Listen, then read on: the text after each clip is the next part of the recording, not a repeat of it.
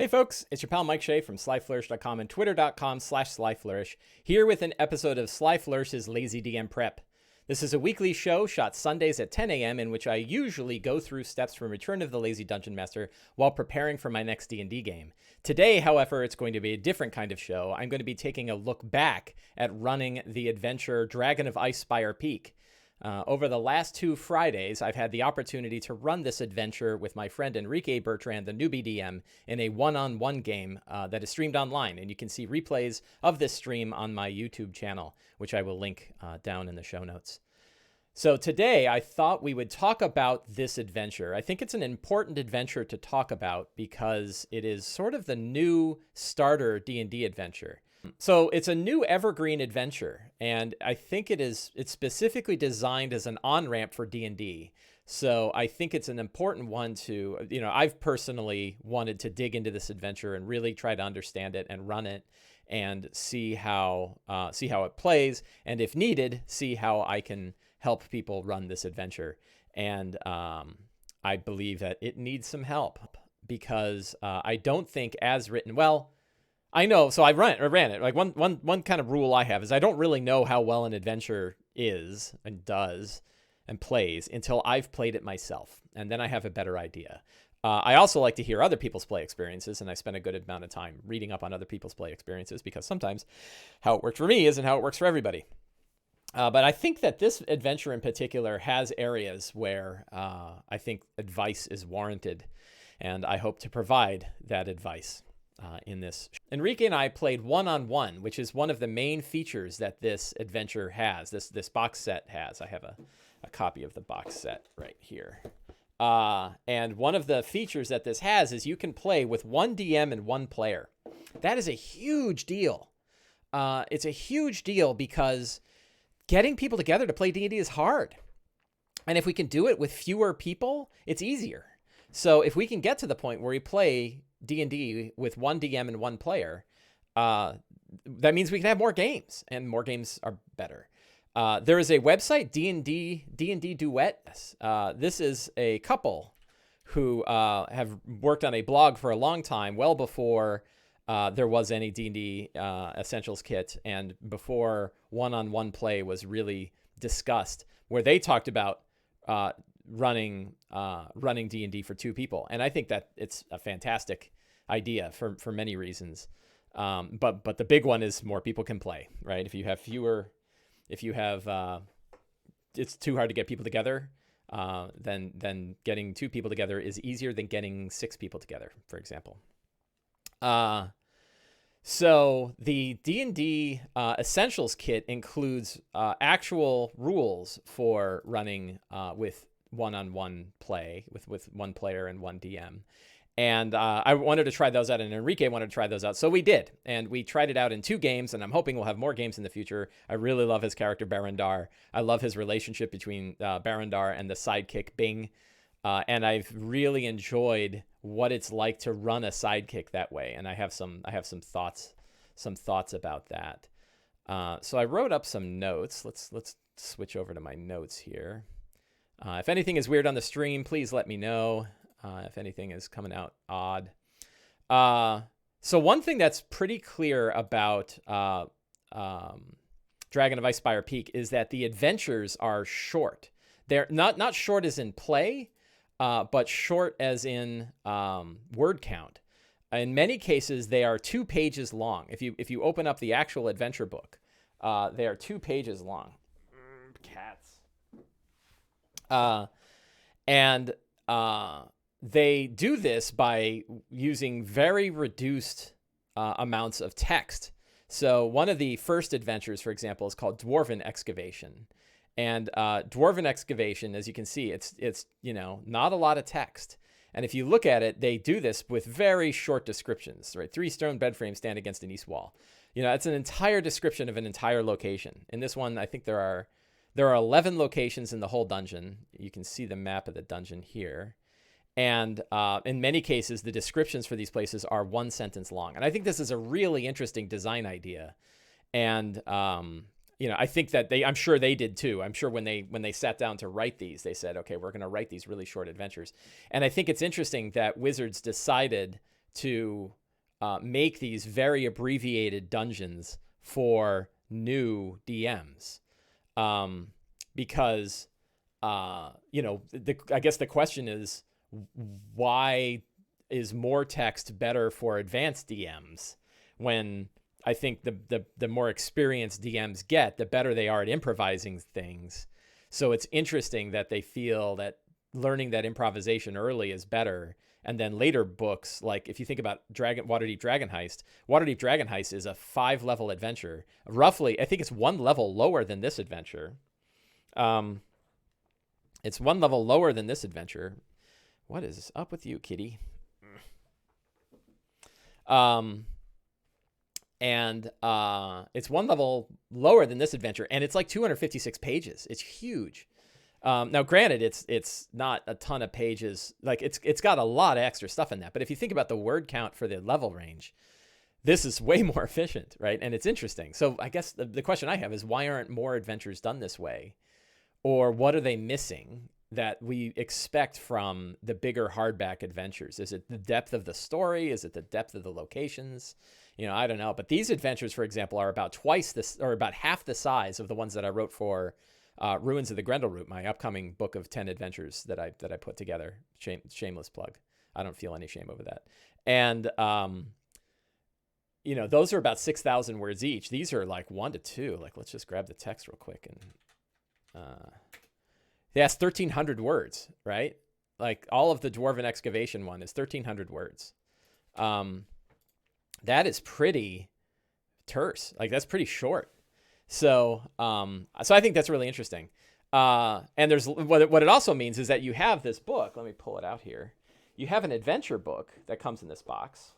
That is, pretty small, right? Like that's a pretty thin book, and it's 64 pages for the whole book, and it includes how many different adventures? 1, 2, 3, 4, 5, 6, 7, 8, 9, 10, 11, 12, 13, 14 adventure locations, that are about this size. And you don't have to go to them all, and you can use them all. It's a really interesting. Anyway, the short is that I think the design of it is really interesting. And it's when I ran I've run 3 of the adventures in this book, 3 of those 14 books. When I ran 3 of them, it served pretty well. It did not leave the problems that I had running the adventures were not because there wasn't enough explained. So I thought that was particularly interesting. Now, one of the designs of this adventure, and this isn't like a review, I'm going to talk more about how to run it and what my experiences were, is that it's this one is focused around job boards. So there are, and I think they have they have a job board that has all of the quests that can be given to the characters. And there's some side questy sort of things. Like one quest might end up leading to another.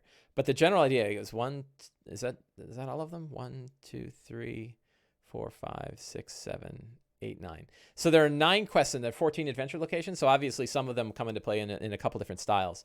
But essentially, like the theme of the adventure, which I think does fit a new DM style really well.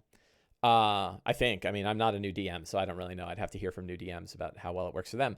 But I think the idea that you go to a quest board and there are 3 quests on there and you get to pick one of them is both sandboxy and easy to run at the same time. And I think that's pretty interesting. I think it's also interesting that like the quests, they degrade out. So once you've done a couple of them, the other one doesn't work. So like in my second episode with Enrique, where we played through this, he did the Dwarven Excavation quest first, and then he did the Umbrage Hill quest. And when he came back, I had the town mayor like yell at him when he was running back to his house to hide, who said like, "I'm not worried about those gnomes anymore. You can.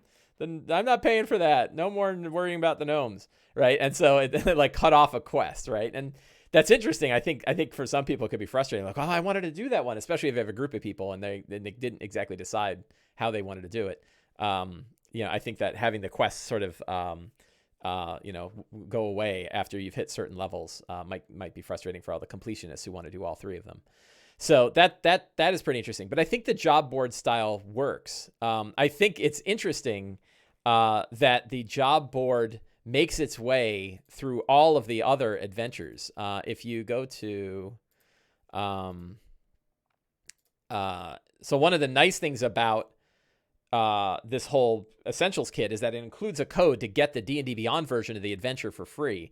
And it also includes 3 additional adventures: Stormlord's Wrath, Sleeping Dragon's Wake, and Divine Contention. These are written by James Intercasso, Will Doyle, and Sean Merwin. And the interesting bit is that like they all still, I think what I heard, I haven't read them yet, but I think that they still begin with the quest cards. Let's see. Settle this from the adventure being background.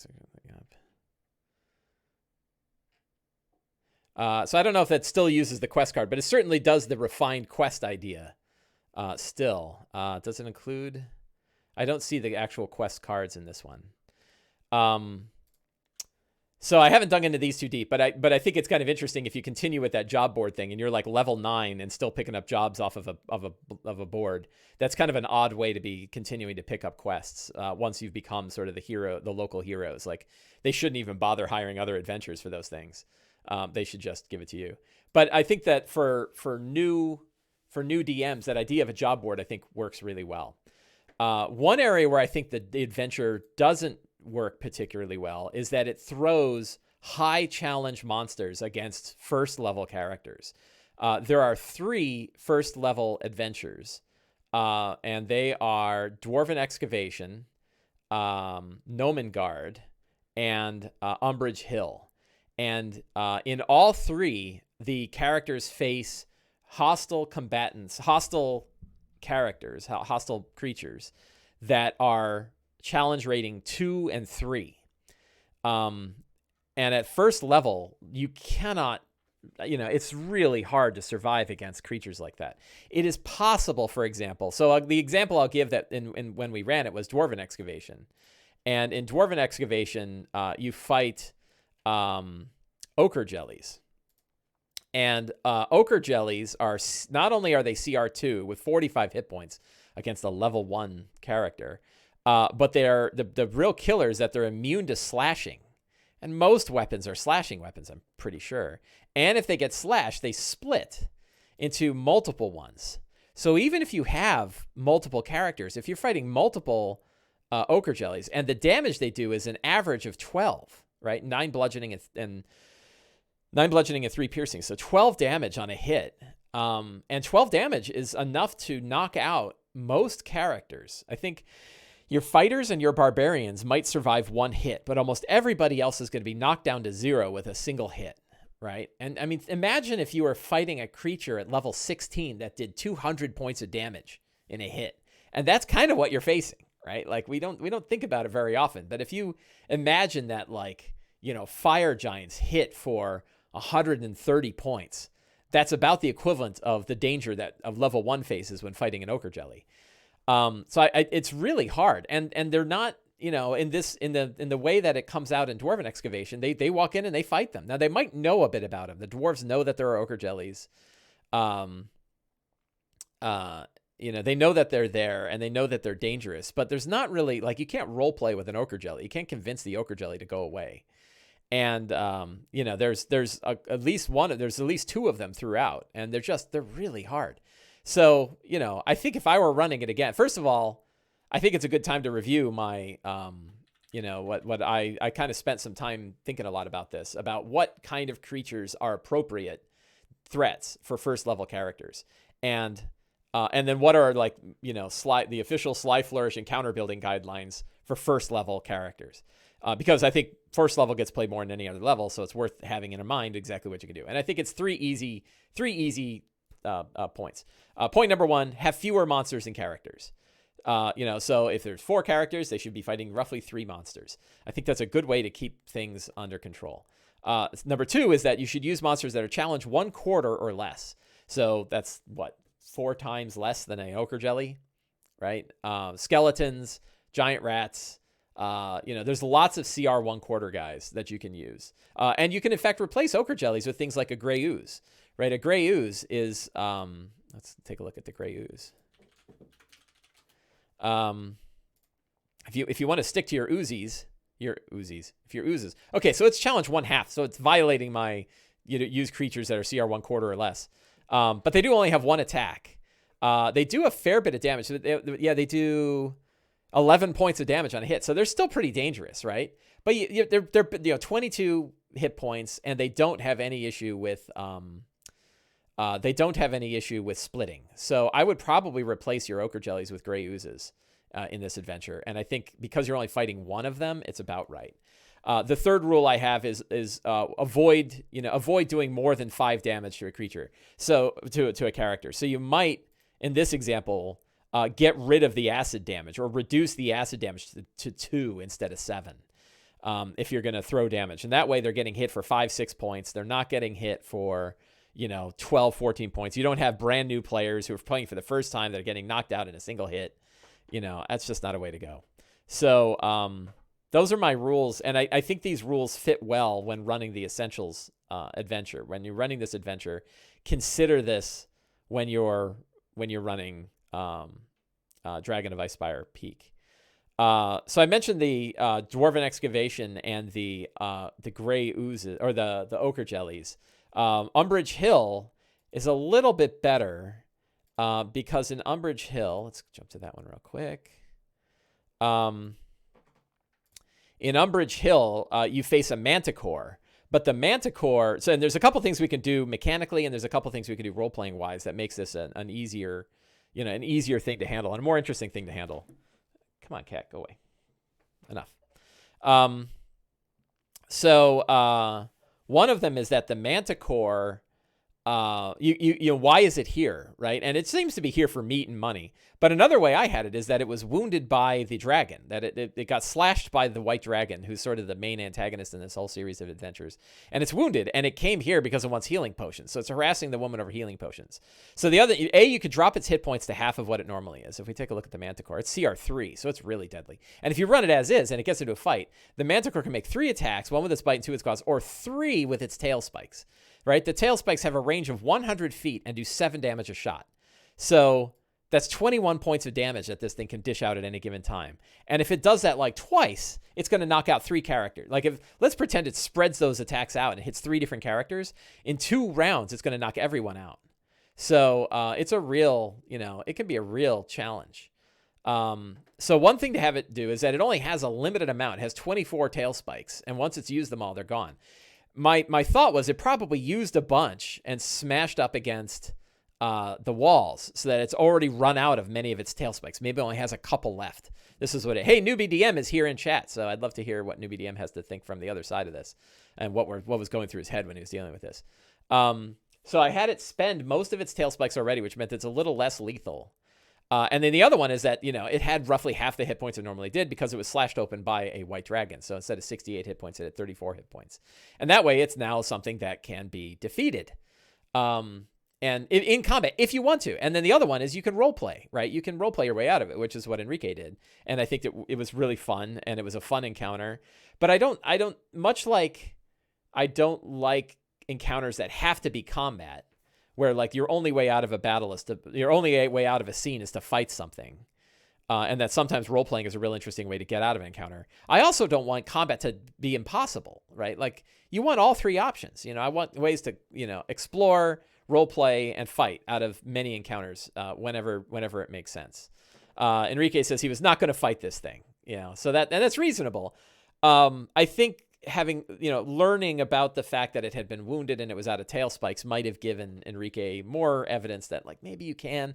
I probably didn't project it enough, but it was still pretty interesting. So I think that this one with those 2 modifications, the 2 modifications I would add to this one is give it half its hit points and have it run out of tail spikes. And then because it's wounded, that's why it wants healing potions and that's what it negotiates for. That makes sense. That makes sense for it. Newbie DM says, I never thought the option to fight was there. Yeah, right. And that's kind of a bummer, right? Like your level, you should have that option. Like, that should, you don't want it to be the only option, but I think it'd be like, well, I don't feel like I should just get killed. And fighting a wounded manticore, it should feel hard, but it shouldn't feel impossible. So that's the Umbrage Hill. That's the main issue with the Umbrage Hill encounter. And as I mentioned for the Dwarven Excavation, I would probably replace these ochre jellies with gray oozes, and they almost fit exactly the same, storyline. Only gray oozes are a little bit easier to fight, and they're not gonna, they don't split and then destroy your characters. I don't know, Enrique. What did you think when you were facing off against ochre jellies? Did you kind of remember what they were, and did you feel like, wow, I'm totally outclassed by these things, or did it not really come up? I'm curious about that. So the third adventure that we ran, and this point we ran it. Oh, so there's one adventure we didn't run, and that was because it was the third one, and that is Gnomengarde. Gnomengarde is an interesting roleplay adventure. Enrique, you're going to get spoiled on this one, but I don't think you're going back to Gnomengarde anyway. And the interesting thing about Gnomengarde, it's another first level adventure. It's the third first level quest. And the main villain in this one is a mimic. And the mimic can be pretty deadly too. It's another CR. None of them are easy. Enrique says, I thought these were supposed to be easy. None of these adventures are easy. And every one of them, you fight a challenge 2 or challenge 3 monster. And here's another one where it's got this adhesive property. It's got a crazy high stealth, so it's going to get advantage on its attack. It does 7 damage on a hit, which isn't terrible, but it adheses them. And then if it bites them, it does 7 + 4 or 11 acid damage. So, oh no, ochre jellies are CR2. So, Enrique thought the ochre jellies were supposed to be easy. They should be, but they're not, right? I mean, ochre jellies, the ochre jellies are CR2. They split. They're immune to slashing, and they split when slashed and turn into multiple ochre jellies. So you'd have been pretty screwed, right? Like that's no fun. And especially, and this is, I think, gets into what the one-on-one play issue is if your main character is fighting with a battle axe and has no other real ways to fight it. Fighting an ochre jelly is they're really hosed, right? It's different in a party where at least, well, maybe 3 out of 4 will be able to hit it, and one person's kind of hosed. But in this case, it could be really bad. Not true with the gray ooze, although you'll Enrique's, Barundar's fancy axe is going to get immediately destroyed while he's slashing at the gray ooze. But that would have been an interesting thing to have happen. It's better than, that's better than not dying. So you have a mimic in this one. The mimic as a combat thing, shape changes. It has this adhesive thing where you get stuck to it. The escape is a DC. You are considered grappled by it, but I don't think you're restrained. So you can still fight it if you're adhesed. And I think the idea could be that it's trying to knock you out with pseudopods. But to me, the interesting thing, there's only one mimic in the Gnomengarde encounter. And the way to run this is like Alien, right? I think the cool way to run this adventure is to run it as though they know that there's something out there and it's kind of driving people crazy and people are dying, but then they go in there and there's nothing there, right? There's no, you don't know, is it a ghost? Well, no, because it's like they're burned with acid and they're beaten to death. So it's not just, they're not life drained. So there could be a really interesting mystery about what this creature is. And I think if I were to run this adventure, and I'd love to run this adventure, I think next time I'm going to force feed this adventure next time I run this one. I would love to have the mystery of what is the monster happen before you fight it.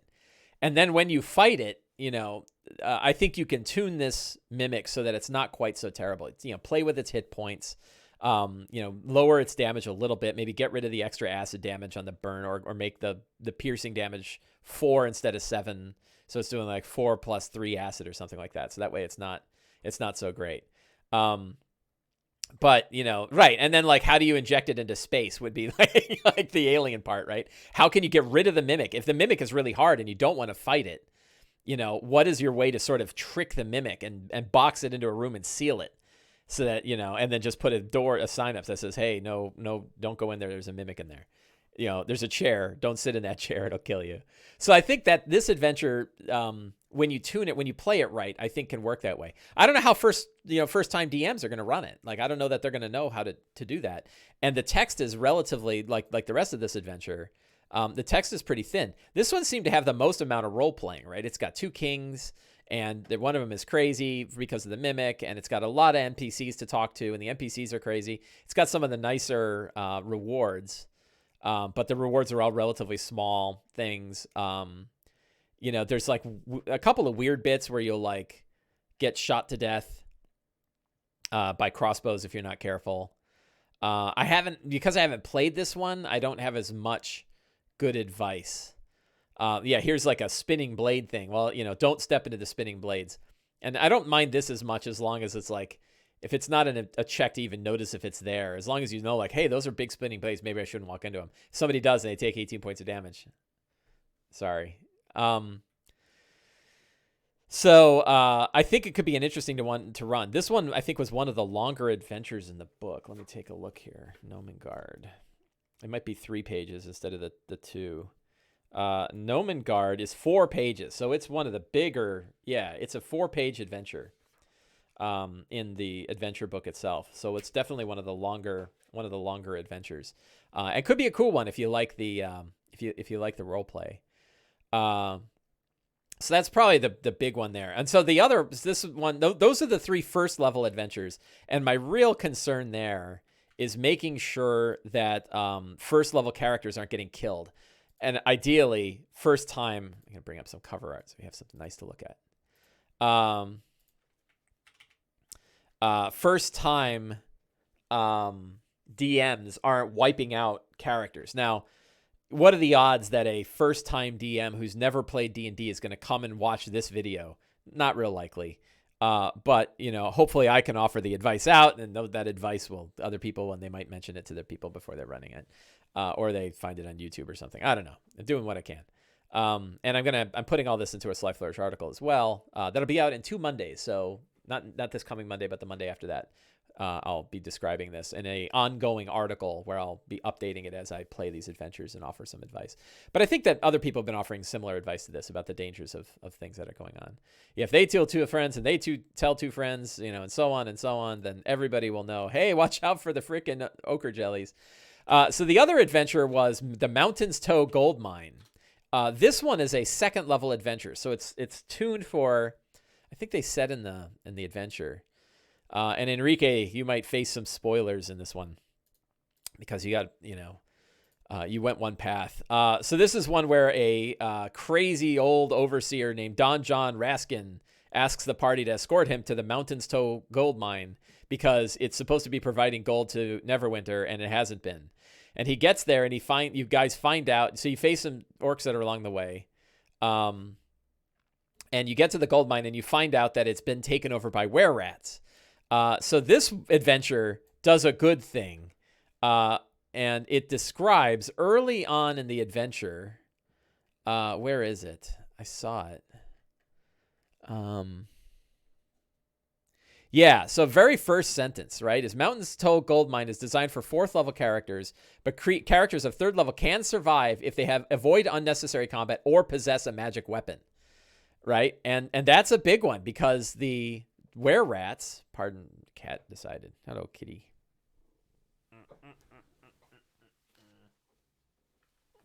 Yeah, transport a cat.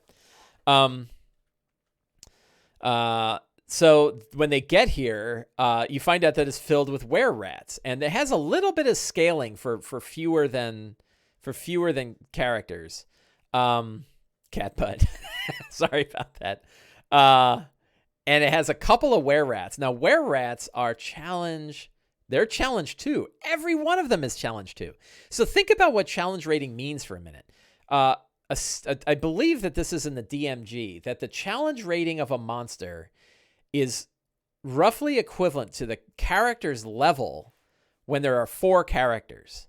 So in other words, like, it's not exactly in counterbalance. Like, the whole counterbalance thing is based on experience points and whatnot in the DMG.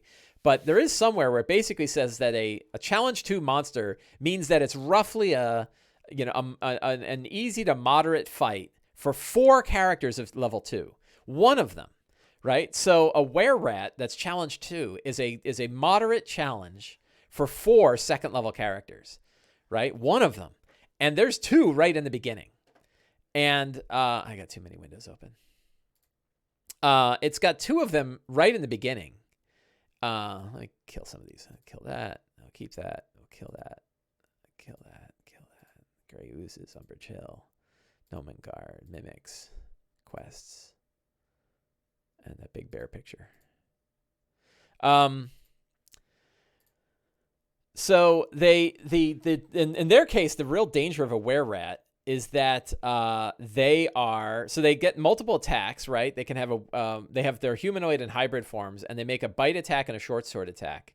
The bite attack is 4 damage plus a potential lycanthropy, and then 5. So they're doing like 9 damage, which is less than the ochre jelly, and they're the same CR as an ochre jelly. But they have a pretty decent stealth and hand crossbows, so they can stick around. They can also turn, I think, into a rat. Yeah, so in rat form, they can only make a bite attack. But here's the killer. That they have immunity to bludgeoning, piercing, and slashing from non-magical attacks that aren't silvered. Immunity. They don't even take half damage. They cannot be hurt by regular weapons. And they have 33 hit points, right? I mean, so in the case of if Enrique had fought these guys, his weapons wouldn't do any damage at all, right?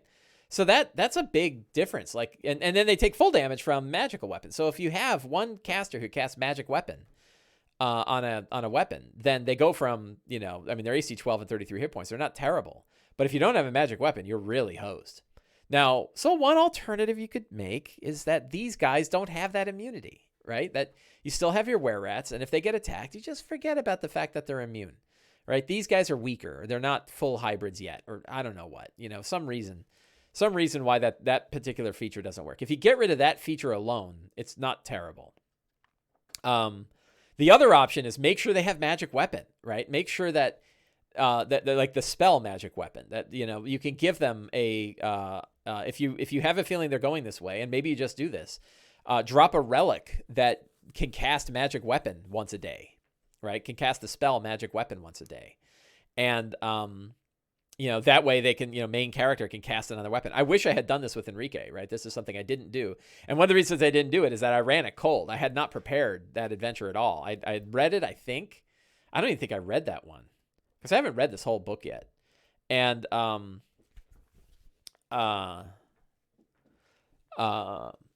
so I think that I wish I had given a one-use magic item that I wouldn't get. So, and Evil John says, I wouldn't get rid of the feature. The non-magical immunity is a defining characteristic of the monster, or the class or monster, I assume.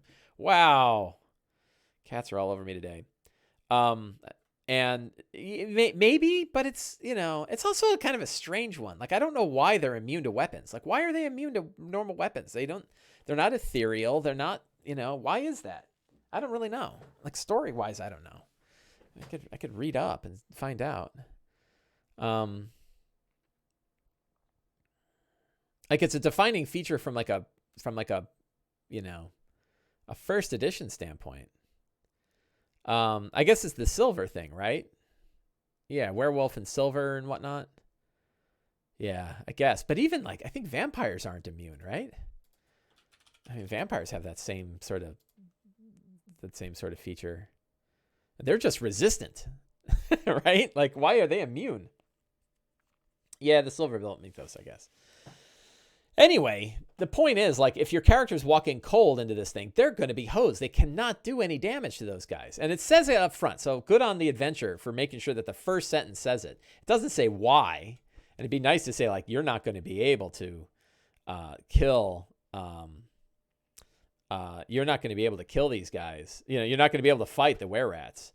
And the truth is, you can negotiate with the were-rats, which is what Enrique did. That he ended up going into Mountain's Toe, and he negotiated to do the whole Shrine of Savras quest, which I have not yet run. So the Shrine of Savras is orcs and ogres, which are great monsters to fight, right? Like, these are nice, straightforward monsters. Another thing you could do, if you wanted, is, I mean, the were-rats are kind of fun. And maybe you have one were-rat, and then have the rest be bandits, right? So you have a were-rat bandit queen, and her bandit, the bandits that are with her might be another way that, it's not quite as ugly a threat. That would be an option. But I think probably the easiest one is make sure that they have some access to the spell magic weapon. If they don't have a magic weapon themselves, and I don't know if they would at second level, make sure that they have access to the spell, either a relic that they find that can cast magic weapon. Like a neat one would be like a Dwarven Whetstone, right? It's this old runed Dwarven Whetstone, and that when you run it across your blade, it casts magic weapon on the blade. That would be a pretty powerful, and it does it once per day, right? And I forget how long magic weapon lasts. Let's take a look here. Magic weapon, it lasts for 1 hour. So, like the whole time you go in here, you go scrape, scrape, scrape, and now you got a magic weapon for an hour, once a day. Like that'd be a pretty nice, that'd be a pretty nice item to have, and probably something that I would drop in there. So those are my thoughts on the 4 adventures, the 3 first level adventures, and then the 1 adventure that I've run so far, Mountain's Toe Gold Mine. And I talked about sort of, thoughts about tuning that around character level. But I'd like to talk about one-on-one play and what that was like, because that's to me, that is a huge, huge benefit of the DM's kit. And it got me thinking, and Enrique and I, on a show we did a little talk, the night, I guess that morning, Friday morning. We talked about what one-on-one play is like. And I have this dream of like, how can I give 7 tips? I'm making a number up. What are the 7 principles a DM can keep in mind so they can take any hardback adventure and run it one-on-one, right? Like I want somebody to be able to get Descent into Avernus and have one-on-one play with a character. You do your session 0 and you do everything, and you have a character who's focused around that adventure, and you take Descent into Avernus and you run it from like level 1 to whatever it is. I think it's a 1 to 16. Let's find out. Sources, adventures, Descent into Avernus. Overview. First level characters, 13th level, right? So 13th, 14th level that this adventure goes. Wouldn't it be kind of neat if you and a friend or you and a spouse or something like that said, hey, how would we like to spend like an hour a night or whatever, and we're going to play Descent into Avernus, and we'll have a whole character, and it's dark and gritty, and your character is this like morally ambiguous person who's trying to do good but also has done all these, has this dark secret, and you could have this really character-focused adventure. Could you run the whole adventure that way, right? Could you go through and do it? And I think there's a few topics in this. Evil John says, I really want to do what Mike is suggesting. Yeah, and think how powerful that is. Like, you have like 9 hardback adventures now, right? Each one of them could be these like 2-year-long one-on-one campaigns with just 2 people. Oh, it's really interesting to me. So I want to figure out, like, how do we do that? And what are the principles that we can implant in DMs? Like, what are the ideas that a DM can keep in mind where they can take these hardback adventures and scale them and run them for one-on-one play without having to do like complete rewrites? And maybe it's impossible, but I'm going to give it a shot and experiment with it. So one of them is like on the feeling of one-on-one play. And I one thing that was really surprising to me is that it felt completely natural to play one-on-one with Enrique. And it's the first time I've streamed a couple of D&D games before, but very little. So there's also that like idea of streaming it. And we were also arm wrestling with getting streaming gaming to work on Twitch, and also arm wrestling with getting Roll20 to work on Twitch as well. So I had like 2 strikes against me right off the bat. Like, it's different than me sitting down at a table with some dice, because I know what I'm doing then. But when I'm trying to stream your game online and I'm trying to use Roll20, I've got 2 elements that are way outside of my comfort zone. And still, I felt like it was fun. And it's Enrique and I didn't mind going sort of over the top with the NPCs. I really enjoyed that. And I really enjoyed like his, getting into his character. I really enjoyed that. So it was definitely a different feeling, but I enjoyed it way more than I thought I would. I had a feeling that like the synergy wouldn't be there, that the sort of, I always feel like when you have 4 players or more at the table, 4 to 6 players at the table, there's a synergy that's there among people, not just in combat, but like in how they work off of one another and how the characters drop in different things, and, how they all play off of one another, that the story goes in interesting areas more so than they would if you played with just one player. But, the reality was that it was just a D&D game, and it was perfectly fine. And he had things that his character did and the NPCs, and which, it was great. And it was easy too, because it was one spotlight to follow. I only had to worry about where he was looking. I didn't have to worry about where 4 people were looking. And that was easier to run. Like it was not hard, and the feeling was good. So, I was worried about that. I thought it'd be weird, I don't know what I mean, but it was like, I thought it'd be weird, and it wasn't weird. It was fun. And then I fell right into it, and I would do it again right now. Like I just loved it. And the adventure works well for that. Like the adventure was very, very low prep. The last session, I didn't prepare at all. I said, like, I'm going to just run with what's in the book because that's what I'm going to do. So yeah, that idea of character focus. And I think a session 0 really works well, where like having the player and the DM sit together and talk about what you're going to run and what kind of character will fit that. I think that can be a lot of fun, and build both the character around the story, but then also there's a much greater opportunity to wrap the story around the character. Now that I know what Barandar is like, I know how I can focus more on that stuff. The legacy of dwarves could be more important than it had been in the past. I missed an opportunity, by the way, with Umbrage Hill. There's a Dwarven graveyard on Umbrage Hill, and it would have been great to bring Enrique there, have Barandar see the graveyard, and maybe that would have been a perfect place to find a relic that had magic weapon on it. So he'd have a chance to deal with the were-rats if he chose. So that idea of character focus, you can focus a lot more on your character. This is something that on the D&D Duet website they talk a lot about. That's the benefit, is that you can build these really tailored stories around a particular character, and I think that's really interesting. The other issue is the other topic is companion characters, and running companion characters is interesting, and it takes a little bit of thought that, like, who role plays. And I think on Twitter, everybody kind of came to the same conclusion that I did. First of all, I think a companion character is really great and should be done. That question of, like, should it only be one character? It's a lot easier if there's another one, and it's easier for a few reasons. One is that you can offset the other character's weak spots. So Barandar is this brash, kind of runs into the battle, fighter, athletics, very physical, tough dwarf with all the dwarf stuff, right?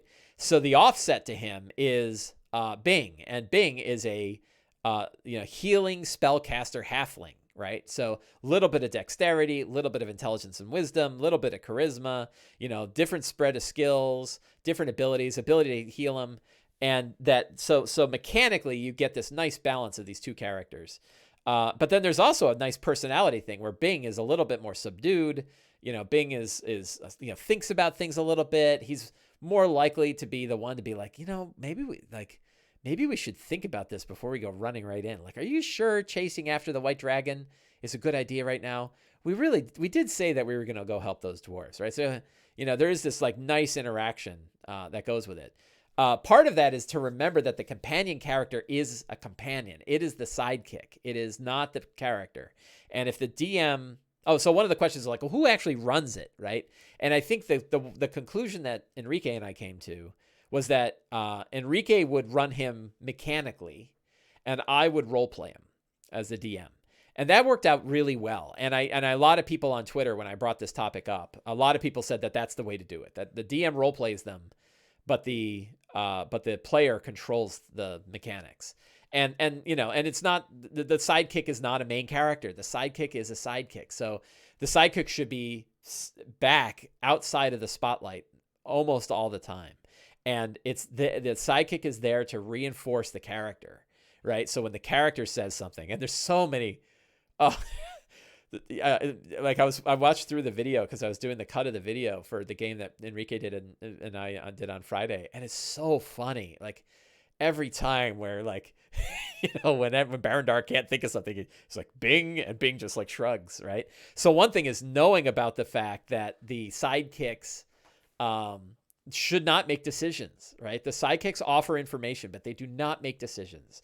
The player makes the decision. The character makes the decision. The sidekick is there to offer up information, and maybe, and it's a really fantastic tool to steer the player. If the player's missing some piece of evidence and it's needed, the sidekick is a perfectly like, oh man, ochre jellies. Are you sure that your weapon will work well against those? Right? Or like, oh, were-rats. Yeah, I heard that they're not, they can't be hurt by weapons. My aunt tried to hit one of them with a broom and it did no damage at all. Something like, it's a good way for the sidekick to be able to inject information into the story. It's a powerful tool. You can do it with an intelligent weapon too. And one trick I have is if you have sentient weapons are great ways to give characters clues of things. When the DM basically just wants to be like, watch out, or don't forget about that healing fountain you passed up before. The sidekick is a great way to just give the DM an opportunity to remind the player about things in game without losing them.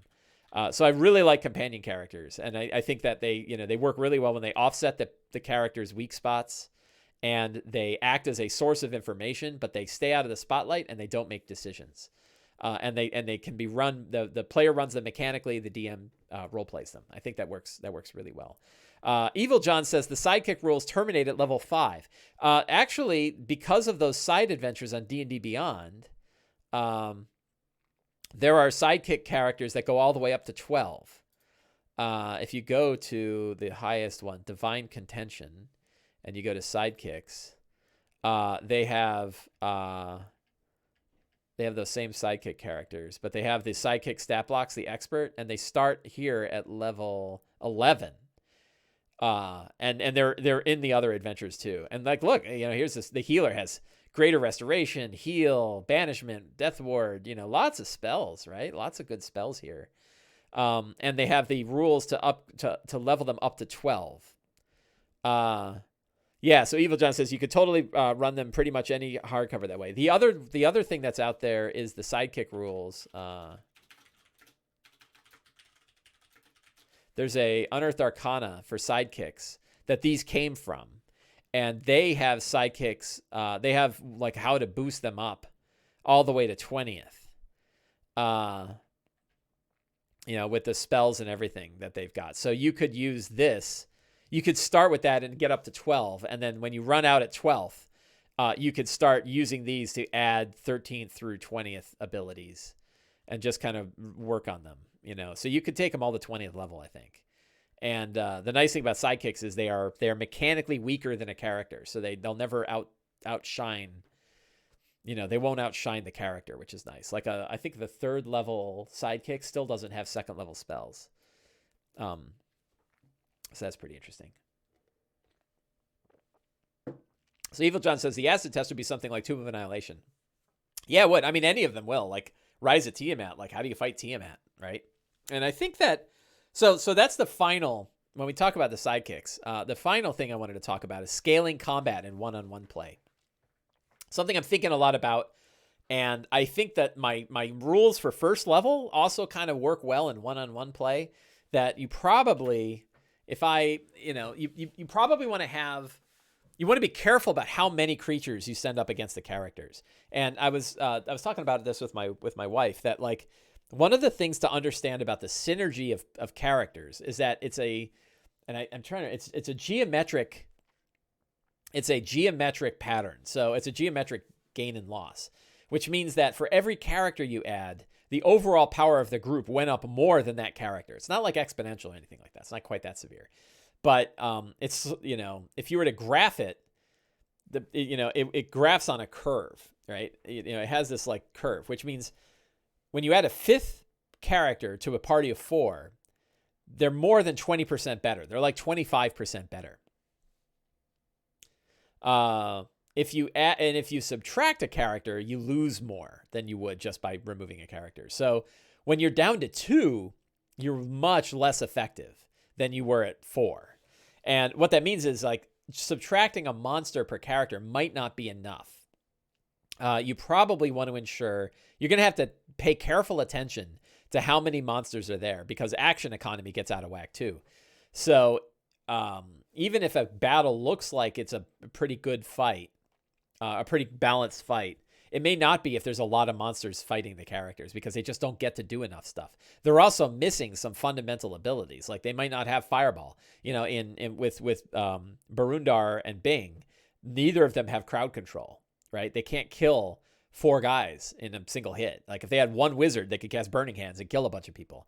They can't, they don't have Burning Hands. So they're missing some fundamental features that the game sort of expects the characters to have in order to deal with a lot. So I would probably that idea of having like fewer monsters than characters most of the time is probably a good way to go. If you do have more monsters than characters, I would make sure they're really weak. CR 0, CR 1/8, CR 1/4. And I don't think I'd ever, I'd rarely go up to like 1, even where, I'd